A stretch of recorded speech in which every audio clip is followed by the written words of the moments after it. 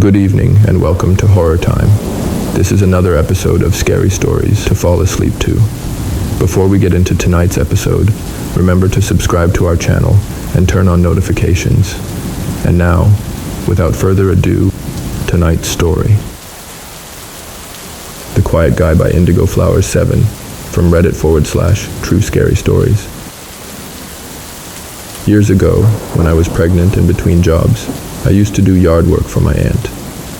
During that time, she was helping out an older couple in their 50s, William and Jenny, who had fallen on hard times. They were staying at my aunt's house while trying to get back on their feet. William, who was a quiet and kind man, also did repairs around the house in exchange for their stay. One day, while I was working in the yard, I noticed William standing outside, staring at the road. He looked troubled, which was unusual for him. I asked if he was all right. "Yes, well, I guess," he replied. I've always tried to be empathetic, so I told him that if something was bothering him, I was happy to listen. After a moment, he pulled out a cigarette case, lit one up, and took a long drag. I hadn't noticed that he smoked before. Then, he started to tell me about where he and Jenny had been staying before they moved in with my aunt. They had been living in a rundown RV, driving it from place to place and parking wherever they could for the night. One night, they parked in a shabby part of town, near some old train tracks about 30 minutes away from my aunt's house. It was late, after dark. As soon as they parked, William was hit with an overwhelming sense of anxiety, doom, and fear that he couldn't fully describe. He wasn't a believer in the paranormal, but he said he absolutely sensed something that didn't feel human. It felt like evil was sharing the space with them.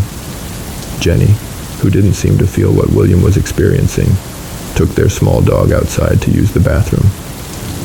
William stayed alone in the RV when suddenly the door swung open on its own. He called out for Jenny, but she didn't answer. Then he felt an ice-cold chill and heard something, heavy breathing and low snarling, though he couldn't see anything. All of a sudden, he felt heavy footsteps running towards him, and then something went through him. His entire body went ice-cold, and he smelled sulfur in the air. He was paralyzed for a few moments before he fell, got back up, and ran out of the RV. He couldn't find Jenny and started screaming for her.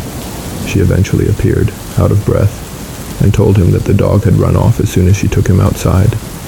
The dog was shaking, terrified, like they had never seen before. They quickly gathered their things and left the area. William told me it felt demonic, like whatever it was wanted to harm him. It took him months to tell Jenny what had happened in the RV that night. As he recounted the story to me, he was shaking. The memory clearly still haunted him, and he said he occasionally had flashbacks of that presence passing through him. The ice-cold chill, the pure fear, and paralysis.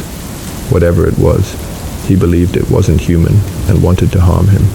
"Never, ever felt anything like that," he muttered under his breath as he lit another cigarette. This happened over 10 years ago, so I apologize if some of this is hard to follow.